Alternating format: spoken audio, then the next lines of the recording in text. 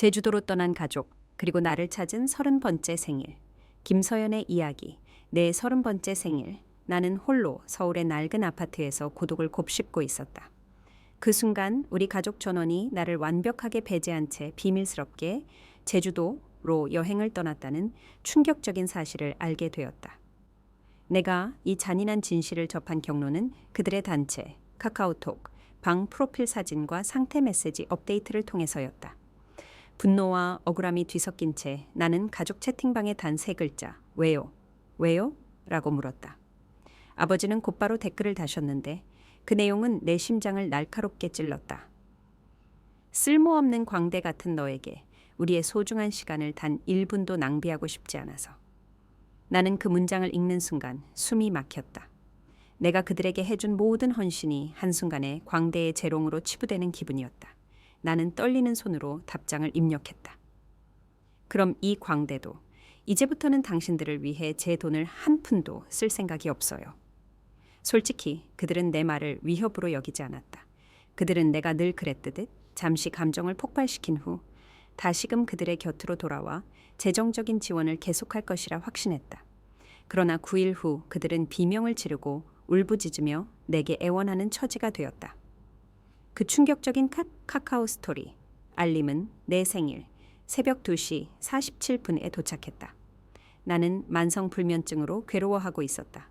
머릿속에서는 끝나지 않는 생각들이 맴돌았고 나는 잠을 청하는 것을 포기하고 습관처럼 휴대폰 화면을 응시했다. 휴대폰 액정에서 나오는 차가운 푸른빛이 내 얼굴을 비추는 가운데 나는 카카오 스토리를 열었다. 연례 행사처럼 수년 동안 연락이 끊겼던 대학 동창이나 지인들의 의례적이고 형식적인 자정 생일 축하 메시지라도 있을까 기대하는 미약한 마음이었다. 하지만 대신 여동생 가른 김혜린의 새 게시물이 최상단에 떠 있었다. 그것은 제주도 해변에서 찍은 20장이 넘는 사진들로 이루어진 화려한 포토 슬라이드였다. 눈부신 에메랄드빛 바닷물, 순백의 모래사장, 그리고 이름 모를 열대 칵테일 사진들이 나를 압도했다. 사진 속 어머니는 내가 몇 달 전 사들인 여름 원피스를 입고 계셨는데 마치 20년은 젊어진 듯은 활기차 보였다. 아버지 김태호는 남동생 김준서의 어깨에 팔을 두르고 환하게 웃고 계셨는데 두 사람은 내가 작년에 명절 선물로 사준 똑같은 스트라이프 셔츠를 맞춰 입고 있었다.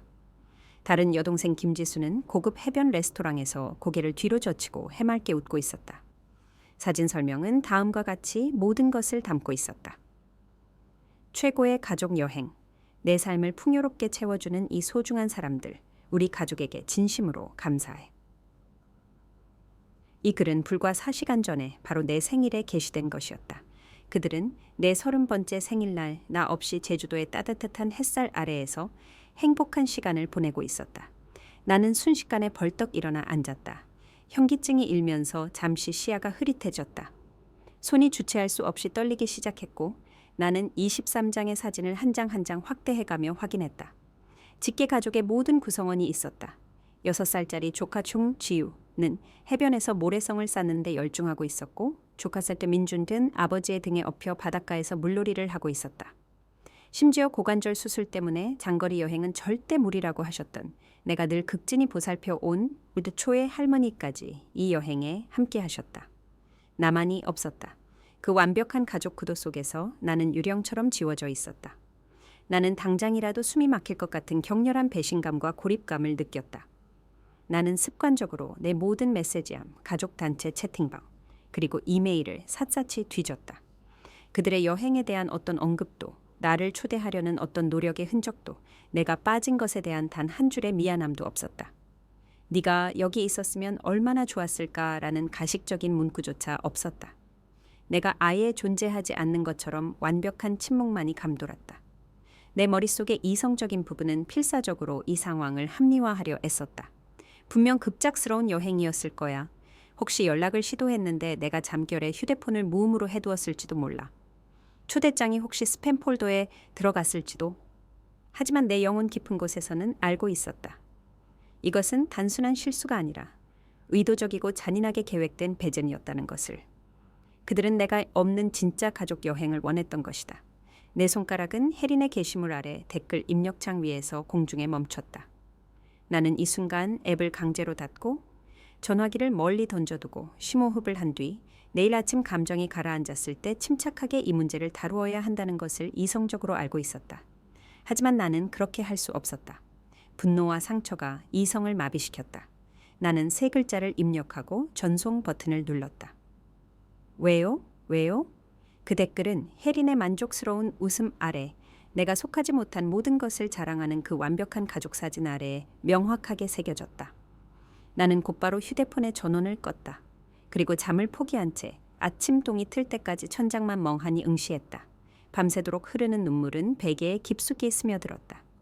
나는 30살 생일날 세상에서 가장 외로운 광대가 된 기분이었다. 다음 날 정오쯤 나는 겨우 침대에서 기어 나왔다. 마치 내 몸이 수백 킬로그램은 나가는 것 같았다. 나는 억지로 샤워를 하고 마치 잿가루를 씹는 듯한 쓴맛의 커피 한 잔을 내리마신 후 다시 휴대폰 전원을 켰다. 이미 수많은 답글과 알림이 나를 기다리고 있었다. 김혜리는 가장 먼저 언니, 세상이 언니 중심으로 돌아가는 거 아니야. 언니가 이렇게 민감하게 굴 필요 없어. 라고 비난했다. 김지숙 T는 정말 유치하고 쪼잔하게 굴래? 이걸로 또 가족 드라마 만들 거야? 우리는 오랜만에 진짜 가족끼리만의 진정한 힐링이 필요했어. 라고 비아냥거렸다. 김준서는 또 시작이네. 관심병 환자 알람. 크크, 언니는 어차피 바쁘다며 즐기지도 못할 거면서. 라며 나를 조롱했다. 하지만 이 모든 것보다도 내 혈관 속의 피를 완전히 얼어붙게 만든 것은 아버지의 댓글이었다. 내게 자전거 타는 법을 가르쳐 주셨고 내 결혼식 날 손을 잡고 입장하셨으며 내가 셀 수 없이 많은 재정적 위기에서 구제해드렸던 그분 김태호 아버지가 이렇게 쓰신 것이다. 우리 소중한 시간을 광대 같은 너에게 단 1분도 낭비하고 싶지 않았다. 나는 그 문장을 20번 넘게 읽고 또 읽었다. 그 단어들은 시간이 지나도 변하지 않았다. 내 친아버지가 공개적인 소셜미디어 공간에서 그의 친구들, 우리 모든 친척들, 그리고 어쩌면 내 동료들까지 모두 볼 수 있는 곳에서 나를 언광대거라고 멸시한 것이다. 마치 내가 돈이나 퍼주는 재롱둥이 인형에 불과한 것처럼. 댓글은 걷잡을 수 없이 계속 달렸다. 평소에는 명절에나 연락하던 사촌들까지 아버지의 댓글에 웃는 이모티콘을 달며 동조했다. 오랫동안 우리 가족과 친하게 지냈던 가족 친구들은 좋아요를 누르며 아버지에게 연민을 표했다. 심지어 내게 친절했던 정빡 이모까지. 드디어 누가 속 시원하게 말했네. 나도 그동안 말하고 싶었어 라고 노골적으로 나를 비난했다. 내 안에 무언가가 와장창 깨지는 소리가 들렸다. 그것은 이제 더 이상 감정이 아니었다. 그것은 차갑고 단단하며 남을 베어낼 수 있을 만큼 날카로운 무감각의 결정체로 변모했다. 온몸의 세포 하나하나가 끓어오르는 분노로 떨렸지만 나는 놀랍도록 침착한 손으로 답글을 입력했다. 마치 로봇처럼. 좋아요. 그럼 이 광대도 이제 당신들을 위해 제 돈을 한 푼도 쓸 생각이 없어요. 명심하세요. 가족들의 반응은 즉각적이었지만 여전히 상황을 가볍게 여겼다. 혜린. 뭐 언니 돈 없어도 상관없어. 지수. 정말 쪼잔하고 속이 좁네. 유치하게. 준서. 누가 언니 돈 필요하대? 크크 우리 다 잘 살고 있어. 착각하지 마. 아버지는 이번에는 아예 답글을 달지 않으셨다. 나는 이것이 그들의 마지막 경고라고 생각했다. 그들이 나를 얼마나 하찮게 여기는지. 좋아. 그럼 이제부터는 내 규칙대로다. 냉정하게. 나는 곧바로 은행 앱을 열어 수년 전에 내 힘으로 개설했던 계좌들을 확인했다. 내가 그들의 삶의 기반을 얼마나 깊숙이 떠받치고 있었는지 확인해야 했다. 제주도로 떠난 가족, 그리고 나를 찾은 30번째 생일. 김서연의 이야기. 내 30번째 생일, 나는 홀로 서울의 낡은 아파트에서 고독을 곱씹고 있었다. 그 순간 우리 가족 전원이 나를 완벽하게 배제한 채 비밀스럽게 제주도로 여행을 떠났다는 충격적인 사실을 알게 되었다. 내가 이 잔인한 진실을 접한 경로는 그들의 단체 카카오톡, 방 프로필 사진과 상태 메시지 업데이트를 통해서였다. 분노와 억울함이 뒤섞인 채 나는 가족 채팅방에 단 3글자 왜요? 왜요? 라고 물었다. 아버지는 곧바로 댓글을 다셨는데 그 내용은 내 심장을 날카롭게 찔렀다. 쓸모없는 광대 같은 너에게 우리의 소중한 시간을 단 1분도 낭비하고 싶지 않아서. 나는 그 문장을 읽는 순간 숨이 막혔다. 내가 그들에게 해준 모든 헌신이 한순간에 광대의 재롱으로 치부되는 기분이었다. 나는 떨리는 손으로 답장을 입력했다. 그럼 이 광대도 이제부터는 당신들을 위해 제 돈을 한 푼도 쓸 생각이 없어요. 솔직히 그들은 내 말을 위협으로 여기지 않았다. 그들은 내가 늘 그랬듯 잠시 감정을 폭발시킨 후 다시금 그들의 곁으로 돌아와 재정적인 지원을 계속할 것이라 확신했다. 그러나 9일 후 그들은 비명을 지르고 울부짖으며 내게 애원하는 처지가 되었다. 그 충격적인 카카오 스토리 알림은 내 생일 새벽 2시 47분에 도착했다. 나는 만성 불면증으로 괴로워하고 있었다. 머릿속에서는 끝나지 않는 생각들이 맴돌았고 나는 잠을 청하는 것을 포기하고 습관처럼 휴대폰 화면을 응시했다. 휴대폰 액정에서 나오는 차가운 푸른빛이 내 얼굴을 비추는 가운데 나는 카카오 스토리를 열었다. 연례 행사처럼 수년 동안 연락이 끊겼던 대학 동창이나 지인들의 의례적이고 형식적인 자정 생일 축하 메시지라도 있을까 기대하는 미약한 마음이었다. 하지만 대신 여동생 김혜린 위에 세 게시물이 최상단에 떠 있었다. 그것은 제주도 해변에서 찍은 20장이 넘는 사진들로 이루어진 화려한 포토 슬라이드였다. 눈부신 에메랄드빛 바닷물, 순백의 모래사장, 그리고 이름 모를 열대 칵테일 사진들이 나를 압도했다. 사진 속 어머니는 내가 몇 달 전 사들인 여름 원피스를 입고 계셨는데 마치 20년은 젊어진 듯 활기차 보였다. 아버지 김태호는 남동생 김준서의 어깨에 팔을 두르고 환하게 웃고 계셨는데 두 사람은 내가 작년에 명절 선물로 사준 똑같은 스트라이프 셔츠를 맞춰 입고 있었다. 다른 여동생 김지수는 고급 해변 레스토랑에서 고개를 뒤로 젖히고 해맑게 웃고 있었다. 사진 설명은 다음과 같이 모든 것을 담고 있었다. 최고의 가족 여행. 내 삶을 풍요롭게 채워주는 이 소중한 사람들, 우리 가족에게 진심으로 감사해. 이 글은 불과 4시간 전에 바로 내 생일에 게시된 것이었다. 그들은 내 30번째 생일날 나 없이 제주도의 따뜻한 햇살 아래에서 행복한 시간을 보내고 있었다. 나는 순식간에 벌떡 일어나 앉았다. 현기증이 일면서 잠시 시야가 흐릿해졌다. 손이 주체할 수 없이 떨리기 시작했고 나는 23장의 사진을 한 장 한 장 확대해가며 확인했다. 직계 가족의 모든 구성원이 있었다. 6살짜리 조카 줌지우는 해변에서 모래성을 쌌는데 열중하고 있었고 조카준 민준흔 아버지의 등에 엎여 바닷가에서 물놀이를 하고 있었다. 심지어 고관절 수술 때문에 장거리 여행은 절대 무리라고 하셨던 내가 늘 극진히 보살펴 온 안최 할머니까지 이 여행에 함께 하셨다. 나만이 없었다. 그 완벽한 가족 구도 속에서 나는 유령처럼 지워져 있었다. 나는 당장이라도 숨이 막힐 것 같은 격렬한 배신감과 고립감을 느꼈다. 나는 습관적으로 내 모든 메시지함, 가족 단체 채팅방, 그리고 이메일을 샅샅이 뒤졌다. 그들의 여행에 대한 어떤 언급도, 나를 초대하려는 어떤 노력의 흔적도, 내가 빠진 것에 대한 단 한 줄의 미안함도 없었다. 네가 여기 있었으면 얼마나 좋았을까라는 가식적인 문구조차 없었다. 내가 아예 존재하지 않는 것처럼 완벽한 침묵만이 감돌았다. 내 머릿속의 이성적인 부분은 필사적으로 이 상황을 합리화하려 애썼다. 분명 급작스러운 여행이었을 거야. 혹시 연락을 시도했는데 내가 잠결에 휴대폰을 무음으로 해두었을지도 몰라.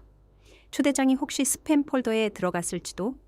하지만 내 영혼 깊은 곳에서는 알고 있었다. 이것은 단순한 실수가 아니라 의도적이고 잔인하게 계획된 배제였다는 것을. 그들은 내가 없는 진짜 가족 여행을 원했던 것이다. 내 손가락은 혜린의 게시물 아래 댓글 입력창 위에서 공중에 멈췄다. 나는 이 순간 앱을 강제로 닫고 전화기를 멀리 던져두고 심호흡을 한 뒤 내일 아침 감정이 가라앉았을 때 침착하게 이 문제를 다루어야 한다는 것을 이성적으로 알고 있었다. 하지만 나는 그렇게 할 수 없었다. 분노와 상처가 이성을 마비시켰다. 나는 세 글자를 입력하고 전송 버튼을 눌렀다. 왜요? 왜요? 그 댓글은 혜린의 만족스러운 웃음 아래 내가 속하지 못한 모든 것을 자랑하는 그 완벽한 가족 사진 아래에 명확하게 새겨졌다. 나는 곧바로 휴대폰의 전원을 껐다. 그리고 잠을 포기한 채 아침동이 틀 때까지 천장만 멍하니 응시했다. 밤새도록 흐르는 눈물은 베개에 깊숙이 스며들었다. 나는 30살 생일날 세상에서 가장 외로운 광대가 된 기분이었다. 다음 날 정오쯤 나는 겨우 침대에서 기어나왔다. 마치 내 몸이 수백 킬로그램은 나가는 것 같았다. 나는 억지로 샤워를 하고 마치 잿가루를 씹는 듯한 쓴맛의 커피 한 잔을 내리마신 후 다시 휴대폰 전원을 켰다. 이미 수많은 답글과 알림이 나를 기다리고 있었다. 김혜리는 가장 먼저 언니, 세상이 언니 중심으로 돌아가는 거 아니야. 언니가 이렇게 민감하게 굴 필요 없어 라고 비난했다. 김지수트는 정말 유치하고 쪼잔하게 굴래? 이걸로 또 가족 드라마 만들 거야? 우리는 오랜만에 진짜 가족끼리만의 진정한 힐링이 필요했어 라고 비아냥거렸다. 김준석은 또 시작이네. 관심병 환자 알람 크크크크크 언니는 어차피 바쁘다며 즐기지도 못할 거면서 라며 나를 조롱했다. 하지만 이 모든 것보다도 내 혈관 속의 피를 완전히 얼어붙게 만든 것은 아버지의 댓글이었다. 내게 자전거 타는 법을 가르쳐 주셨고 내 결혼식 날 손을 잡고 입장하셨으며 내가 셀 수 없이 많은 재정적 위기에서 구제해드렸던 그분 김태호 이 아버지가 이렇게 쓰신 것이다. 우리 소중한 시간을 광대 같은 너에게 단 1분도 낭비하고 싶지 않았다. 나는 그 문장을 20번 넘게 읽고 또 읽었다. 그 단어들은 시간이 지나도 변하지 않았다. 내 친아버지가 공개적인 소셜미디어 공간에서 그의 친구들, 우리 모든 친척들, 그리고 어쩌면 내 동료들까지 모두 볼 수 있는 곳에서 나를 강택광대라고 멸시한 것이다. 마치 내가 돈이나 퍼주는 재롱둥이 인형에 불과한 것처럼. 댓글은 걷잡을 수 없이 계속 달렸다. 평소에는 명절에나 연락하던 사촌들까지 아버지의 댓글에 웃는 이모티콘을 달며 동조했다. 오랫동안 우리 가족과 친하게 지냈던 가족 친구들은 좋아요를 누르며 아버지에게 연민을 표했다. 심지어 나에게 친절했던 쥐박 이모까지 드디어 누가 속 시원하게 말했네. 나도 그동안 말하고 싶었어. 라고 노골적으로 나를 비난했다. 내 안에 무언가가 와장창 깨지는 소리가 들렸다. 그것은 이제 더 이상 감정이 아니었다. 그것은 차갑고 단단하며 남을 베어낼 수 있을 만큼 날카로운 무감각의 결정체로 변모했다. 온몸의 세포 하나하나가 끓어오르는 분노로 떨렸지만 나는 놀랍도록 침착한 손으로 답글을 입력했다. 마치 로봇처럼. 좋아요. 그럼 이 광대도 이제 당신들을 위해 제 돈을 한 푼도 쓸 생각이 없어요. 명심하세요. 가족들의 반응은 즉각적이었지만 여전히 상황을 가볍게 여겼다. 혜린. 뭐 언니 돈 없어도 상관없어. 지수. 정말 쪼잔하고 속이 좁네. 유치하게. 준서. 누가 언니 돈 필요하대? 크크크크 우리 다 잘 살고 있어. 착각하지 마. 아버지는 이번에는 아예 답글을 달지 않으셨다. 나는 이것이 그들의 마지막 경고라고 생각했다. 그들이 나를 얼마나 하찮게 여기는지. 좋아? 그럼 이제부터는 내 규칙대로다. 냉정하게. 나는 곧바로 네 은행 앱을 열어 수년 전에 내 힘으로 개설했던 계좌들을 확인했다. 내가 그들의 삶의 기반을 얼마나 깊숙이 떠받치고 있었는지 확인해야 했다. 할머니는 내 손을 잡으셨다. 나는 네가 겪은 고통을 이해한다. 다른 사람들이 이해하지 못해도 나는 이해해. 나는 네가 언젠가 우리를 용서하고 진정한 평화를 찾기를 바란다. 우리 때문이 아니라 네 자신을 위해서. 저는 더 이상 화나지 않아요. 그냥 끝났어요. 내가 말했다. 저는 가족의 모든 문제의 중심이 되는 것에 지쳤어요. 저는 그냥 살고 싶어요. 한 년 후 나는 부산의 다른 카페에 앉아 있다. 나는 알렉스라는 이름의 소프트웨어 엔지니어와 데이트하고 있다. 그는 나를 진심으로 웃게 만들고 나에게 재정적인 것을 요구한 적이 단 한 번도 없다. 우리의 관계는 공평하고 건강하며 돈의 그림자가 없다. 가끔 나는 내가 너무 가혹했는지, 내가 좀 더 성숙한 사람이 되어 용서했어야 했는지 스스로에게 묻곤 한다. 하지만 그러면 나는 제주도 사진들, 아버지의 광대 댓글, 그리고 그들의 끝없는 재정적 요구를 기억한다. 그리고 나는 올바른 결정을 내렸다는 것을 안다. 가족이라는 이름이 사람들에게 당신을 학대할 권리를 주지는 않는다. 피를 나눴다는 사실은 무례함에 대한 자유 이용권이 될 수 없다. 나는 마침내 완전히 그리고 그 누구에게도 변명 없이 살고 있다. 그 광대는 서커스를 완전히 떠났고 이렇게 행복했던 적은 단 한 번도 없었다. 어떤 이야기들은 모두가 화해하는 행복한 결말로 끝나지 않는다. 어떤 이야기들은 스스로를 지키기 위해 문을 닫고 새로운 시작을 선택하는 것으로 끝난다. 이것이 바로 그 이야기이다. 그리고 나는 이 결정에 대해 후회하지 않는다.